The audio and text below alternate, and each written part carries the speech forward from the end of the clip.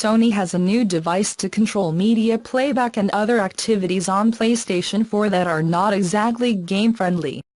Called the PS4 Cloud Remote and developed in association with Performance Design Products, the device is a programmable remote control that can detect and control your television.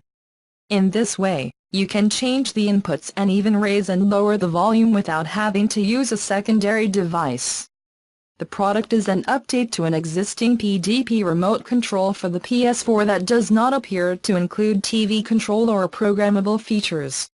With the in the cloud version, which is a buzzword used here in a nebulous way, you can customize the button design using the PDP Cloud Remote application for PS4, presumably to make it more compatible with streaming services like Netflix.